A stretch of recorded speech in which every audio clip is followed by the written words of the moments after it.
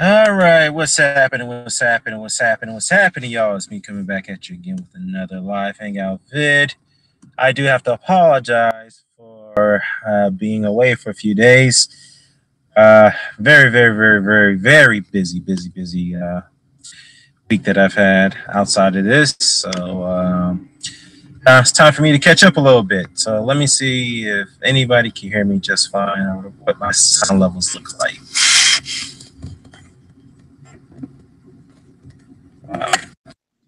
Okay, so let me see if anybody can hear me just fine or what my sound levels look like. Looks like everything sounds fine to me. Okay, so let me see if anybody can hear me just fine or what my sound levels look like. Everything sounds fine to me. All right, so let's get into it real quickly. I know it's a little choppy here. So let me turn that down. But anyways, y'all, let's get into this discussion here. Let's go over the fights real quickly. I haven't had a chance to chime in on what's going on in the realm of boxing. I know we have the WHYTE-PARKER and the Easter and the GARCIA-EASTER lightweight unification bout coming up, which should be a great weekend for boxing. All right, Ahmed, I'll send you a link. Give me a second.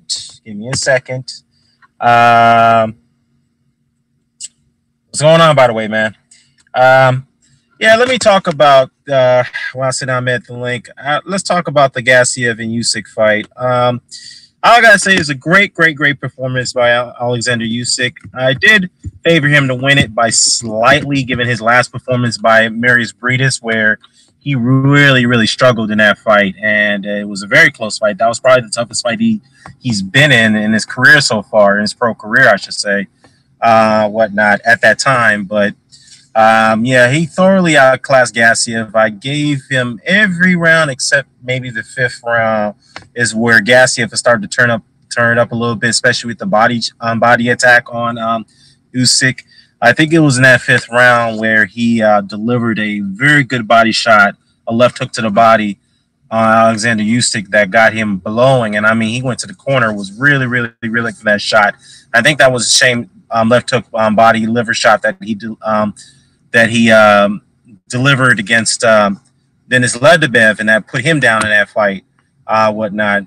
So obviously that knockdown in that fight was a deciding factor for Gassiev to beat Ledebev for the IBF title. But anyways, the fight was for the undisputed cruiserweight title. Something we haven't seen an undisputed cruiserweight champion since Evander Holyfield, which will be the subject at hand pretty momentarily. So like I say, Usyk thoroughly outclassed Gassiev. Gassiev is just, a very good fighter himself, but the Achilles heel that Gassiev has is that he just doesn't have the footwork, and he's just slow. Much slower compared to Usyk. And Usyk was just running in circles at him, and he was tripling a jab. Then he was sometimes doubling the jab for the most part. But what I did see is that in one round when Gassiev was trying to turn up the heat against Usyk, Usyk landed like a 6-punch combination on Gassiev, and that got Gassiev thinking after that, and he just couldn't do anything. I know in that beginning of the sixth round, Abel Sanchez was imploring Gassiev to let your hands go, man. Why are you sitting there waiting, for him, man? You need to go and attack. Because Usyk, that's not Usyk. Gassiev he does put up the high guard. He has no head movement. So what he does his old Arthur Abraham trick, is that he's going to sit there. He's going to try to absorb as many shots as he could with the high guard, and then he's going to come out and attack when he feels he needs to do so. And to me, you can't do that with a guy like Alexander Usyk. All right, you're gonna have to really put it on him. You're gonna have to put it, you have to put it in on him early. You have to let your hands go against the guy, and that's the mistake that Usyk had made. Not Usyk, that Gassiev made against Usyk. So, very good win. He is the undisputed cruiserweight champion of the world. He did it in his 15th pro fight, so he breaks Evander Holyfield's record. Records are meant to be broken. Which not, excuse me, guys. I think I got a little text going on in here. Give me a minute.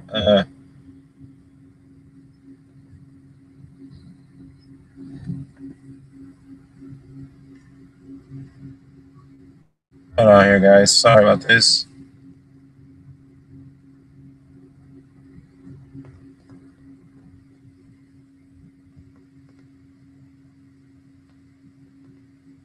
Let's see. What's going on here? Okay, sorry, I'm a little distracted, guys. Trying to send this over to Hamed. All right. Thank you. All right. So, Ahmed, let me go ahead and give this link over to you right now.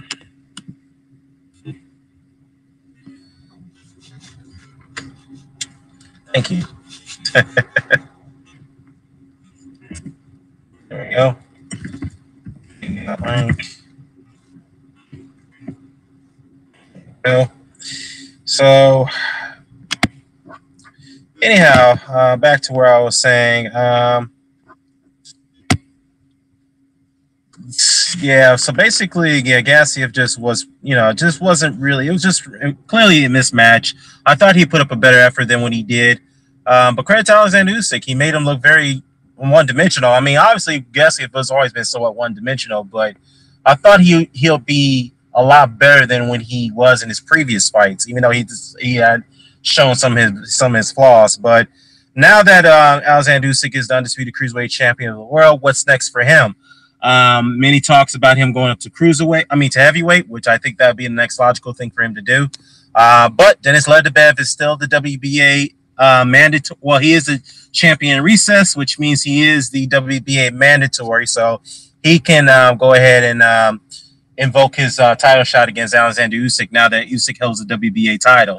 So that's one thing about the champions in recess or the champions emeritus. They're actually automatically installed as mandatories, whatnot, to a champion. So that'd be up to Ledebev to decide what he wants to do. But the rumor was swirling on a boxing article. That's what he's considering doing. But if anything, if that fight does pop off, I'm definitely favoring Usyk to win that fight because I think Ledebev has seen better days. To be honest with you, he could still probably compete, but against these younger guns, stronger cruiserweights, nah, I don't know about that. But as far as Tony Bellew, I know Tony Bellew actually wants a shot at Alexander Usyk, but I'm not sure if it's going to be a cruiserweight, it's going to be at heavyweight. So, what's good, your boy? And Ross Clot, what's happening? Joe Host, what's happening? So, yeah, that's yet to be seen. I mean, honestly, if he goes up to heavyweight, I think, he definitely could pose a threat up there. You know what I mean? But my only concern about Alexander Usyk is that I don't think he'll be able to box at long range like he's accustomed to doing at cruiserweight, like he would at heavyweight. Because you have to understand those guys are a lot bigger over at heavyweight. Number one, number two, they have a farther reach than the guys at cruiserweight, and they're a lot stronger, obviously. So the only thing he's going to have to do what Evander Holyfield did is like, instead of trying to box from the outside, which is not really going to be much to avail against these tall, long, and rangier heavyweights, you're going to have to take the fight to these guys in the inside. And not saying Usyk cannot fight in the inside, but I mean, Usyk is not known to be a knockout artist, so we'll see how well he does. If he decides to go up to heavyweight, we'll see. Yeah, Rosklat says that Usyk has no power, that's all, but boxing skills, he would be a problem. He's lucky these heavyweights are garbage today. Well, Rosklat, let me just say this.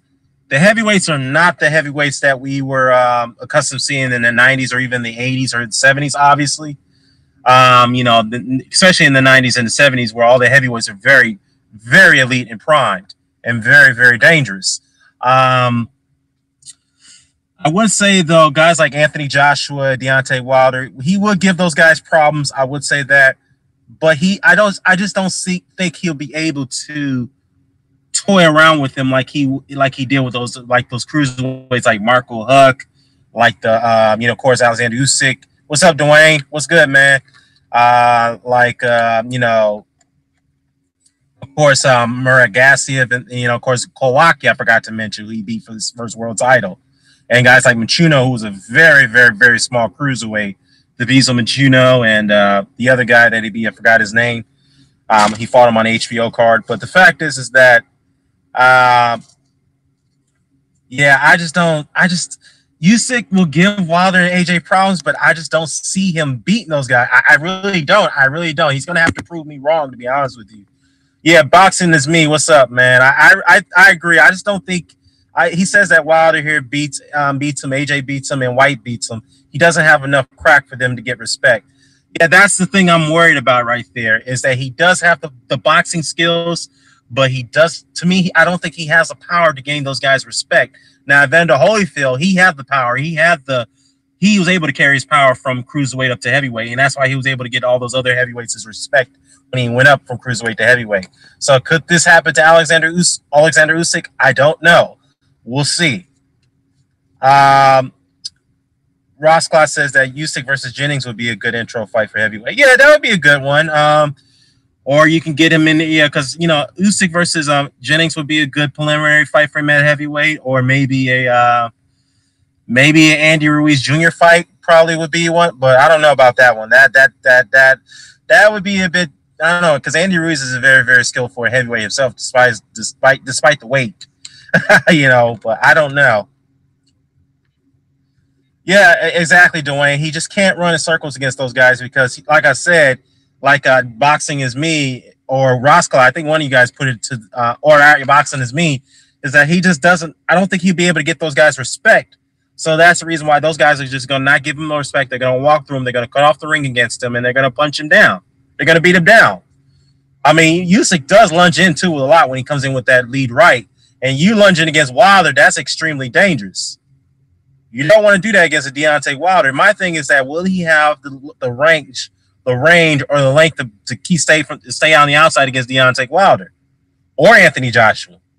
I just don't know. I'm be honest with you, I don't see it.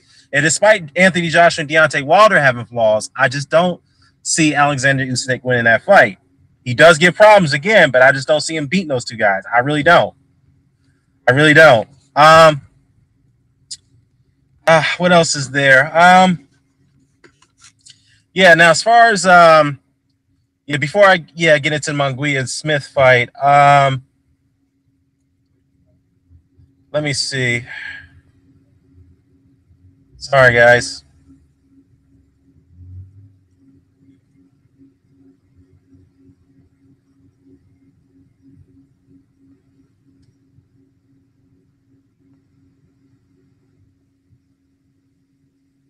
Oh, man, I'm getting distracted here.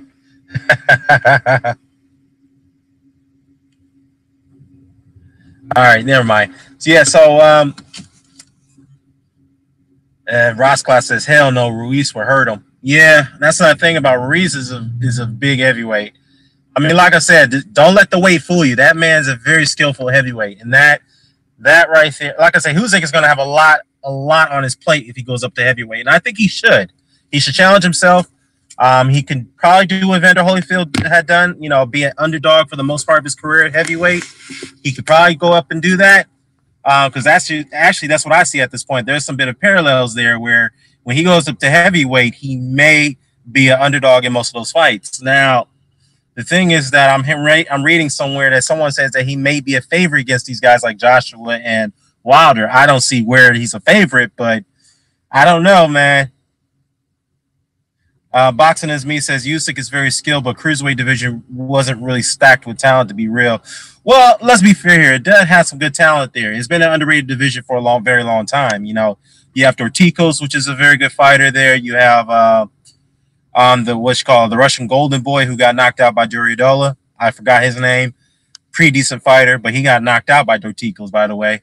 Then you have, of course, Ledebev, who's still hanging around. Gassiev, Usyk, Huck, Gawaki, even though he was not. I think Gawaki was in a tournament. So these are all good, decent fighters there. I mean, Steve Cunningham was hanging around at one point. So it's still a very good division, but the fact is it's just very underrated. I wouldn't say it's not a weak division. It's a very good division, boxing is me. It's just very underrated. I'm going to be honest. Your boy says, I'm going to be honest. I don't know any of those cruiserweights when I look at those rankings. Yeah, like I said, your boy, it's just that it's very underrated. It's not like a star-studded mainstream division. It's never been like that for many years. You know, even though it's produced some great fighters like Dwight Muhammad Kawi, Carlos De Leon, of course, Evander Holyfield, David Haye, John Mark Mormick. O'Neal Bill was a very good cruiserweight fighter. God rest his soul. I can meet some others. You know, Herbie High was a very good, pretty good cruiserweight, and also pretty decent heavyweight himself at the time. Whatnot. Carl Thompson was a decent heavy in cruiserweight. Johnny Nelson was a very good cruiserweight. So yeah, but the fact is that it does need more recognition for people to be accustomed to it. But anyhow, let me get into this Holyfield and Usyk debate talk right here. This discussion, I should say. Now that Usyk is pretty much cleaned up, and he is the undisputed cruiserweight champion of the world. He's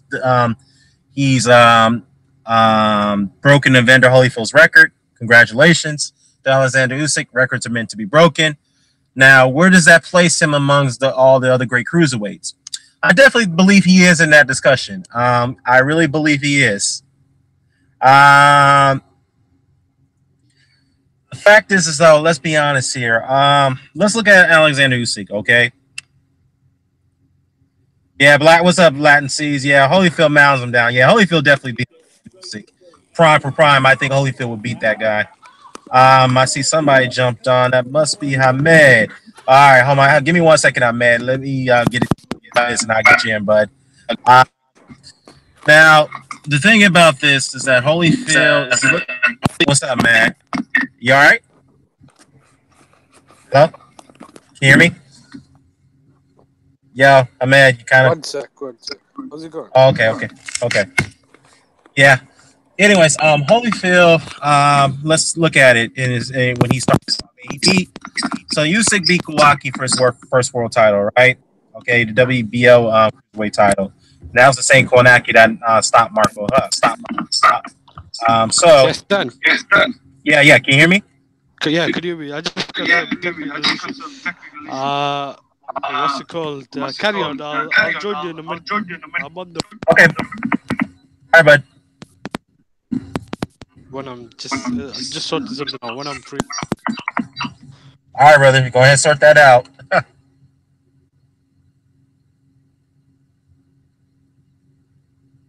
Yeah, so anyhow, if you look at Alexander Usyk in his 10th pro fight, he defeated Krzysztof Kawaki, as I mentioned, to capture his first world title. Then he defended against the Bizo Michuno, who was a decent cruiserweight, a very small cruiserweight. I mean, Jesus, Michuno is very small, but very skilled as well. But okay, you got Michael Hunter. Not really too much about Michael Hunter. He beat Marco Hutt, the same guy that Kawaki beat. That's cool. Fair enough. Very good win. Marius Briedis, very good, good win. And then you have Usyk-Gassiev, obviously, to cap it off.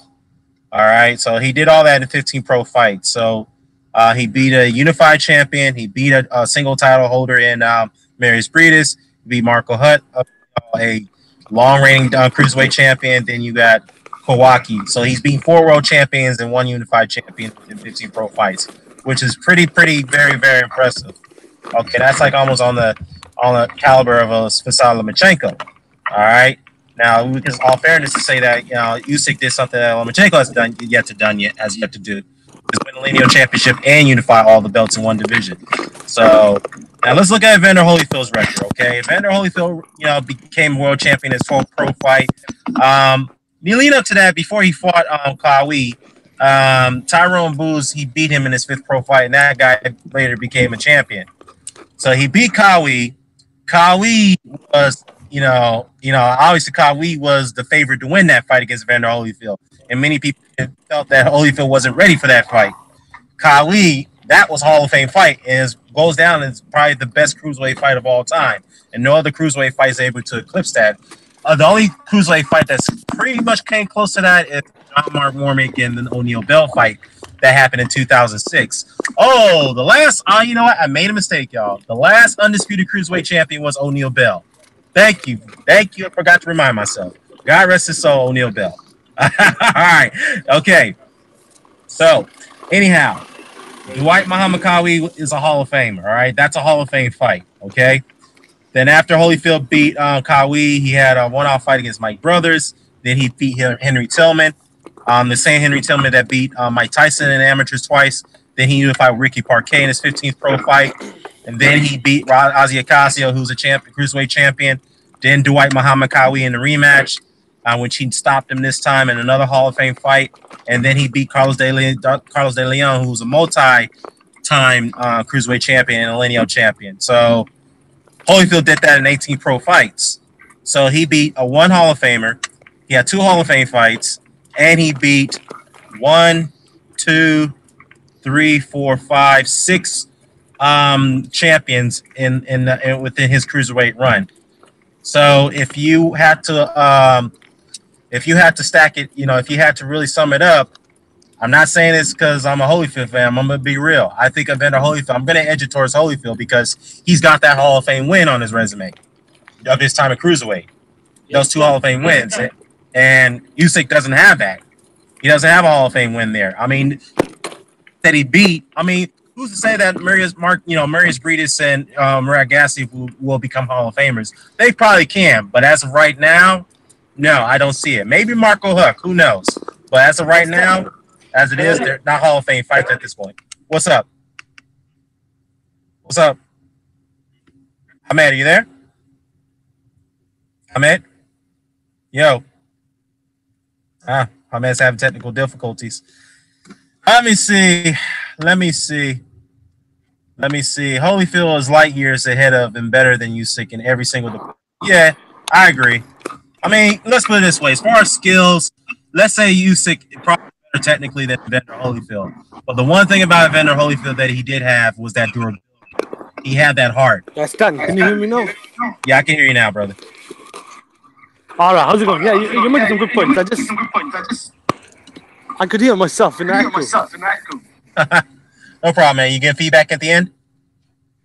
1 sec. Yeah, now it's alright. Actually, I can still hear, but don't worry. I'll continue. Okay. I got some issue with my headphones. But I was just gonna say you're making some good points.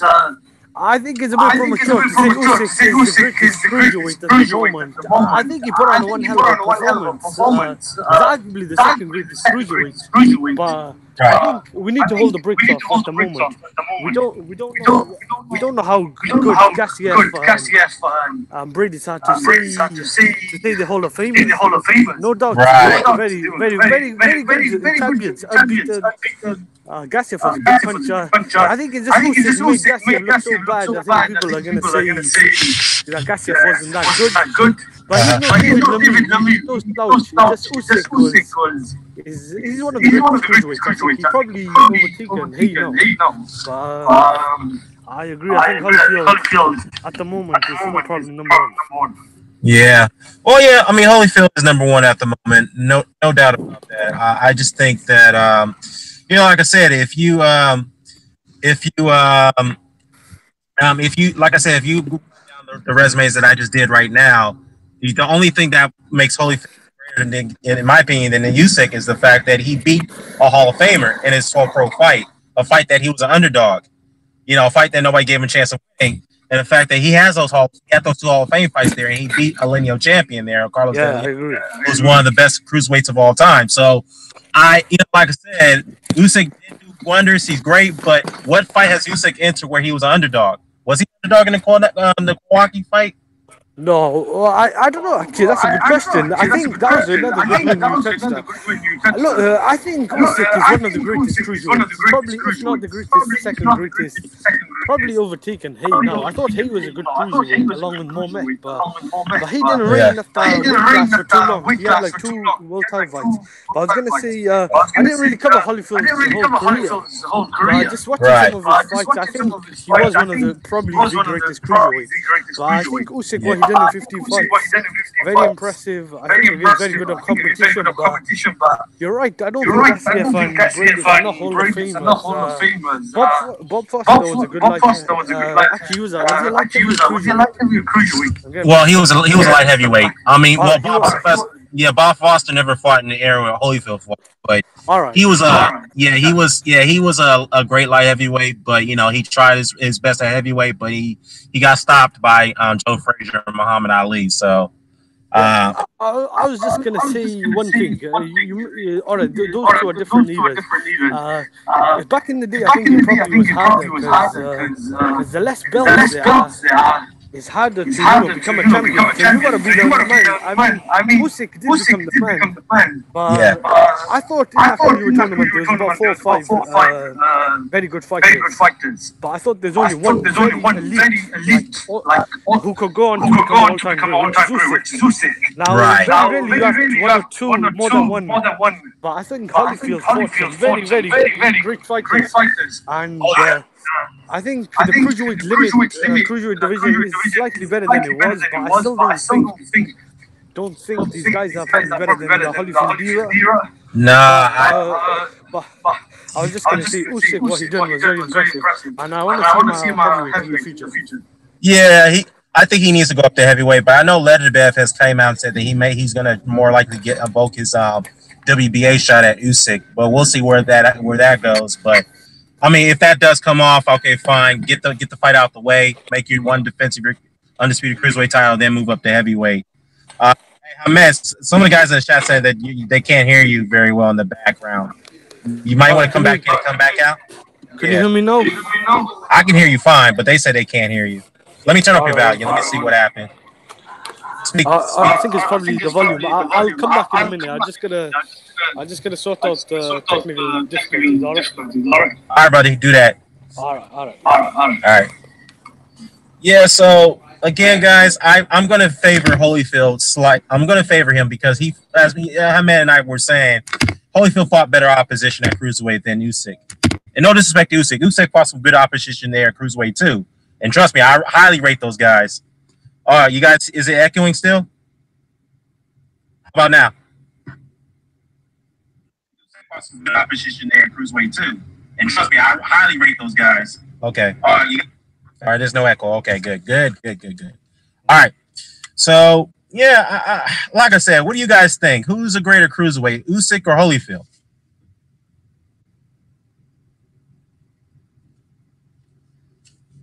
Oh, Low Place want to get in the chat. All right. All right, let me get him a link.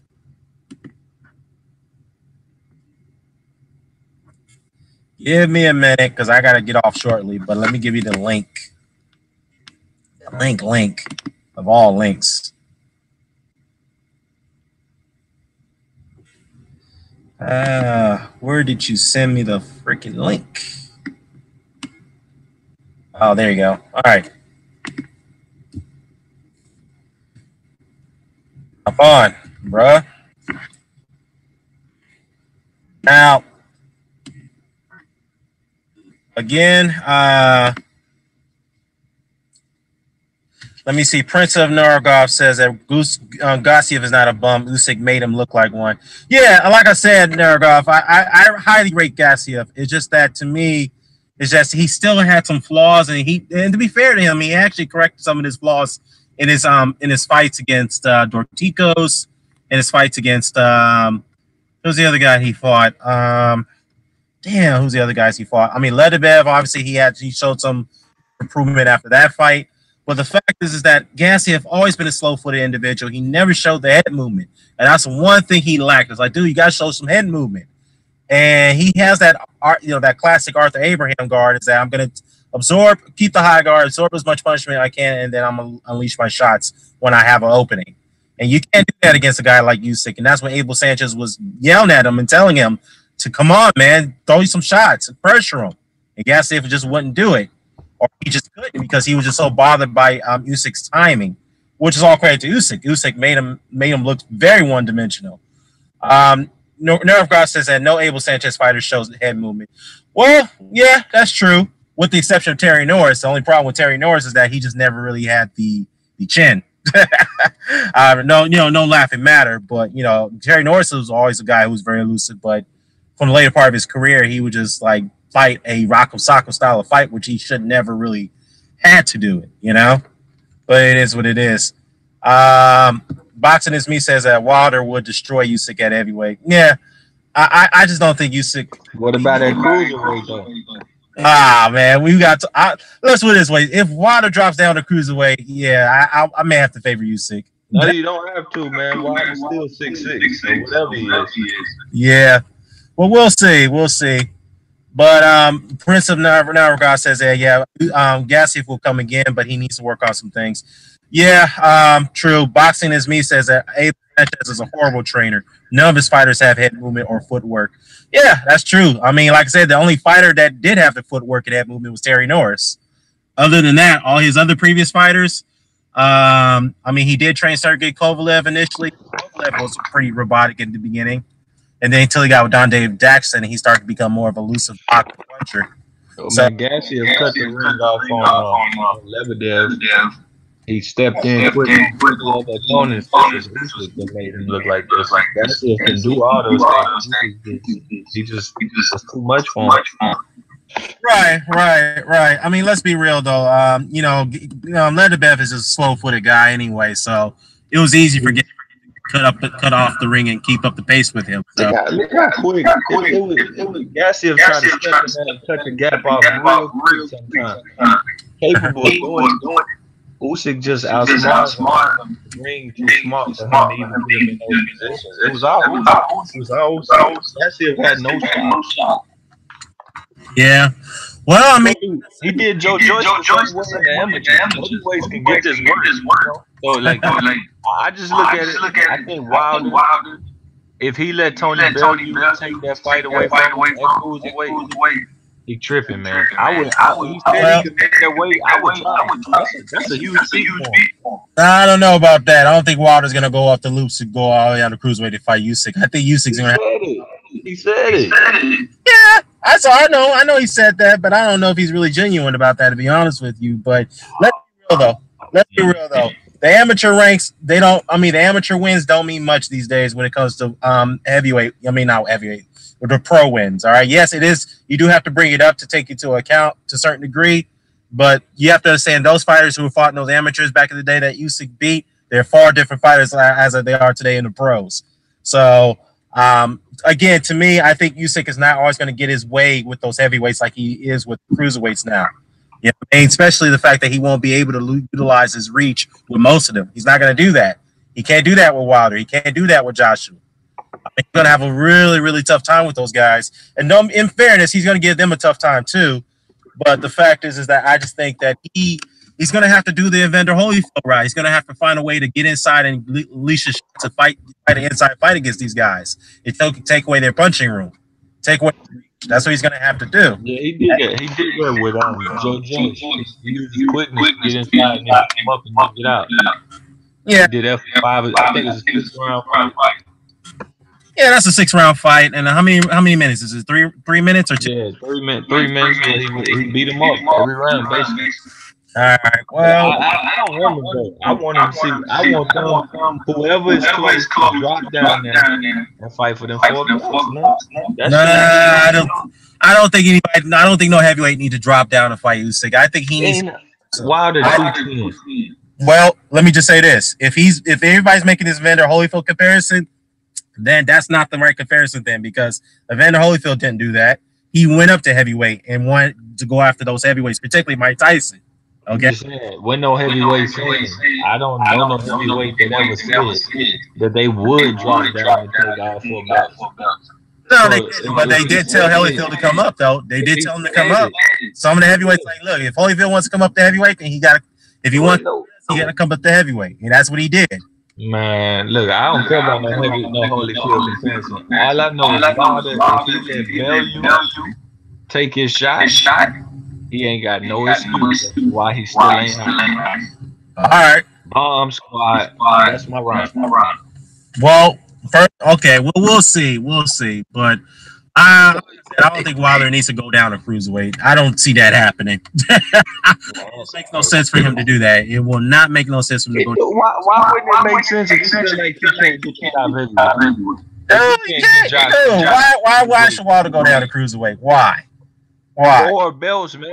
It's something significant for him to say, yo, I got all 4 belts. And who's he gonna fight at cruiserweight? Who's gonna fight him there? He don't have to fight nobody. He could just get him. That's the point. Also, you're saying he should take a one-off fight.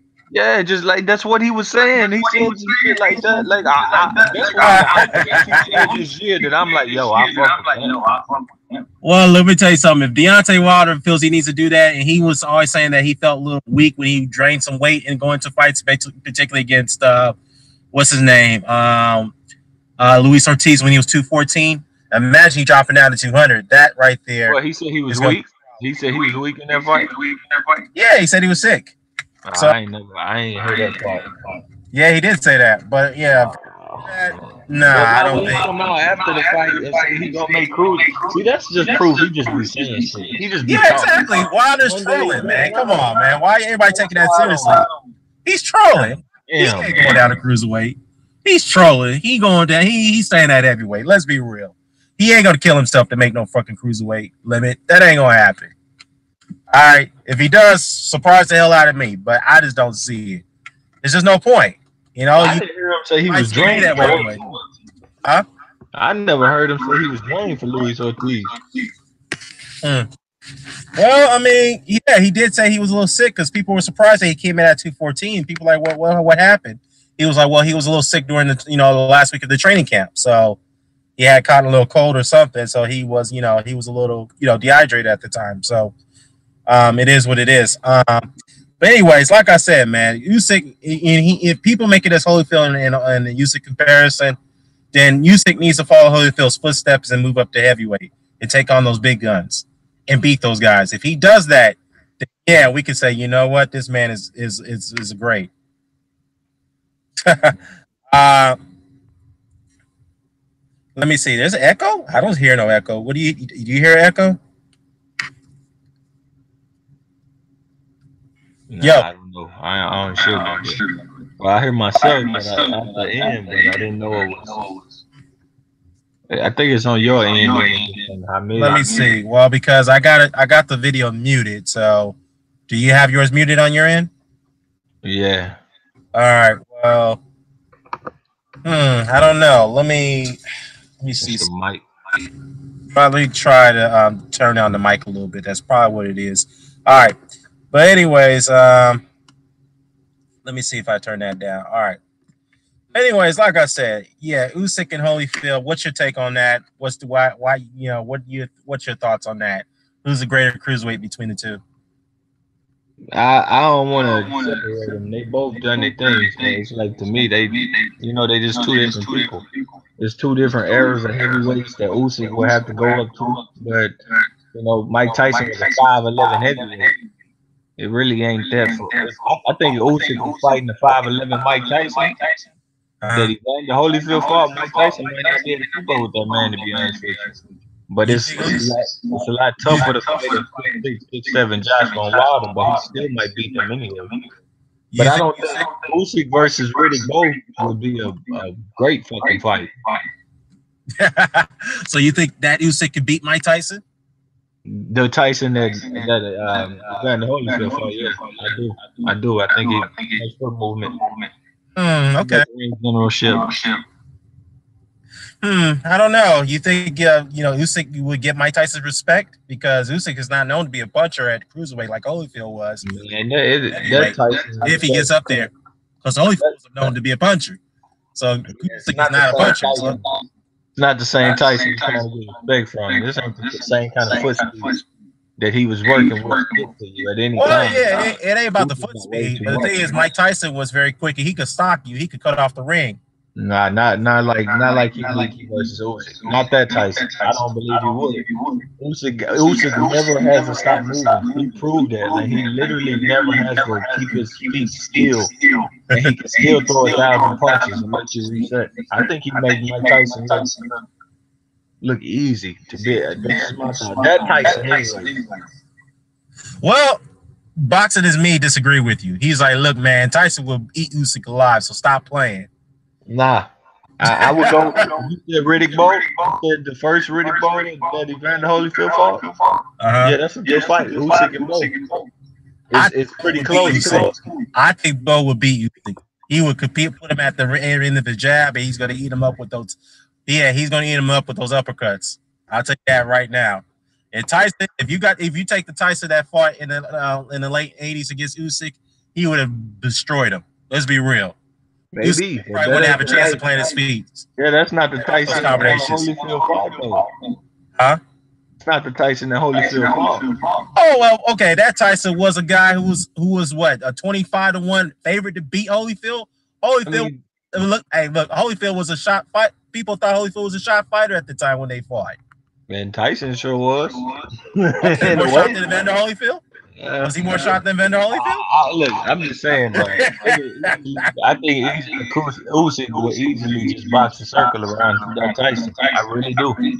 I don't know about that. Well, we have to see if he, because obviously there is no other Mike Tyson fighter in this generation, but that's just a would have, could have, should have type of thing. But now, again, let's talk about the fact that Usyk, in my opinion, is not going to get his way with these heavyweights like he is right now with with these cruiserweights. He doesn't have the reach, in my opinion. He doesn't have it. I mean, he may have it against Jennings, but I just don't think he'll have the reach, and he may not have the height. So he's going to have to have that inside game where he's going to have to gain these guys' respect. He doesn't have that. He's not known to be a puncher, so that's going to be a little bit concerning about. Too quick for when you see him beat them over 12 rounds without ever stopping his movement. Don't be surprised. Too quick for him. Way too quick for him. All right. We'll see. We'll see what Alexander Usyk do, because obviously Leatherbev may invoke his mandatory shot against him. So we'll see how that out. He's gonna get beat easy. He's gonna get beat. Oh, yeah, well, I know that. We all know that. Yeah, we all know that. Yeah, but we'll see. But as far as the Bellew fight, I think that might happen at heavyweight. I don't think it'll be happening at cruiserweight. We'll see. We'll see on that one. But I don't know, man. But let's talk about the Munguia and the Smith fight. You took a look at that fight last weekend? Yeah, it was the best fight of the weekend. Yeah, I mean, actually, it was a better fight than Stevenson Jack and Wilder Ortiz and what was the other one? Lauren Hurd. Well, I think Lauren Hurd may still be the top one, but as far as fight of the year, that'd probably be up there now. I don't know if it's fight of the year. I don't know what's fight of the year, but it got one side of that for a while. Might get cleaning them up, but yeah, he got a lot to work on. He's exciting. That's what counts. Well, yeah, we'll see. You know, Munguia, let's be honest, though, Munguia is being groomed up to be the next mixed Mexican draw. Let's be honest, he is. Because when he was at that Hard Rock Cafe, there was a lot of diehard fans there. So he's going to be a draw. That's what's going to happen. So we'll, I heard the rumor mill is that they're trying to potentially set up a fight between him and Canelo Alvarez. So that would be a good fight for Mexican independence on Mexico de Mayo next year. Yeah, I don't know. That makes me more sense, because if he can make 50 more, he got people he can unify with, and but whatever. I know how it is. Oh, so you're saying if he fights a Canelo fight, go up to middleweight, he's ducking, right? That's what you gonna say, bro. I ain't gonna say it's a duck. I'm just going. I just know how Golden Boy move. So that'll piss me off a little bit, because I would like to see him versus those guys. Yeah, I would too. I mean, he's called out Hurd. He's been mentioning Hurd's name a lot, so Jared Hurd definitely wants to see that fight. So we'll see how that plays out. But the one thing about Munguia is that he's very exciting. He displayed a little bit of Ricardo Mayorga in there when he was taunting Smith, but he did have some flaws, man. He's getting hit a lot, so especially with those rights. And the thing about Liam Smith is that Liam Smith is not. I mean, he does have respectable power, but the fact is that the way Munguia was walking through those shots, I was like, oh boy. I mean, somebody who hits harder is going to have to get that man's respect. And it seems like he could not get Liam Smith could not get his respect at all. So, I mean, he was a little bit clumsy, a little bit throwing his left hooks. But other than that, the one thing Munguia is going to have to work on is his head movement, because he does get tagged. He was getting tagged a lot by Smith. So we'll see. I mean, what he does after this. I heard, hopefully he gets a unification bout. But rumor mill is that he might fight Canelo or he might fight Golovkin. One of those two. Liam Smith says that now he ain't ready for no fucking Golovkin. That's what he says. But it is what it is. Well, see, low went off, but it is what it is. Boxing is me says that Holyfield beat Ray Mercer, John Ruiz, Larry Holmes, Michael Moore, Foreman at heavyweight. You've got to mention Mike Tyson. Usyk wouldn't stand a chance against either one of those heavyweights. Yeah, like I said, man, those heavyweights were very dangerous back then. Against John Ruiz, maybe I'll give him a shot against Ruiz. But as far as Moore, Holmes, and Mercer and Foreman, depends if you get a motivated Ray Mercer. Yeah, I don't think Usyk will definitely have a handful against those guys. And again, I think that the power gap is going to be the issue for me with him. I mean, I do expect him to go up there. I do want him to go up there and challenge himself, but I worry about the fact is, will he have enough power to get these guys respect? That's the one thing I'm worried about. Him, going up there cruiserweight. I mean, heavyweight, challenging himself. So we'll see. As far as that's concerned, yeah, we'll see. Anyways, let's talk about Dillian Whyte and Joseph Parker fight coming about. Interesting matchup. I'm not sure. The winner's fight should get a shot at Anthony Joshua. Rumor mill is supposed to be at for the April date in London for the in Wembley for the heavyweight title. So we'll see how that plays out. But honestly, if Joseph Parker wins, do anybody want to see a rematch between Joseph Parker and AJ? If anything, I definitely want to see a rematch between AJ and Dillian Whyte because that was a damn good fight when they first fought. AJ and Parker rematch. Nah, I'm not clamoring for. I'm not really clamoring for that one. If Joseph Parker wins, I don't know, man. We'll see. We'll see how that plays out. I expect it to be an interesting contest. Maybe fight of the night. We'll see. Now, as far as Mikey Garcia and Robert Easter, definitely the fight of the night on paper. So that's big unification bout for the 135-pound WBC and IBF titles. So definitely I'll be tuning into that. If I have to pick a winner, I'm going to favor Garcia to win that fight. As far as Whyte and Parker, I just say this. I'm going to have to favor Joseph Parker to win that fight. I just don't think that Dillian Whyte has the hand speed or the foot speed to keep up with Parker, to be honest with you. I really don't. But we'll see. But if Dillian Whyte gets to Joseph Parker, if he beats him, I'll be surprised. I'll be not too surprised, but I'll be, probably a little stunned. We'll see. But anyways, I'm going to close this out. I got to get going. Hey, good to have you guys in. I'll have to do these things a lot earlier. Other than that, I am